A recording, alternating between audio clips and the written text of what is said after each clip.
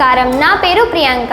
నా పేరు హాసిని. మేము కృత్రిమ మేధస్సు ఉపయోగిస్తున్న సిటీ ఆంగ్ల మాధ్యమ పాఠశాలలో 9వ తరగతి చదువుతున్నాము. ఇప్పుడు మేము అల్లసాని పెద్దన్న గారు రచించిన అటజని కాంచె అనే పద్యం గురించి చర్చించుకోబోతున్నాము. పద్యం: అటజని కాంచె భూమి సురుడంబర చుంబి శిరస్సరజ్జరీ పటల ముహుర్ముహుర్లుటత భంగ తరంగ మృదంగ నిస్వనా స్ముట నటనానుకూల పరిపుల్ల కలాప కలాపి జాలమున్ ఘటక చరత్కరేణు కరకంపిత సాలము సీత శైలమున్.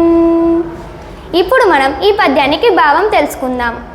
ఈ పద్యం యొక్క భావం ఏమంటే, ప్రవరుడు హిమాలయాలకు వెళ్ళి అక్కడ ఉన్న ప్రకృతి అందాలను చూశాడు.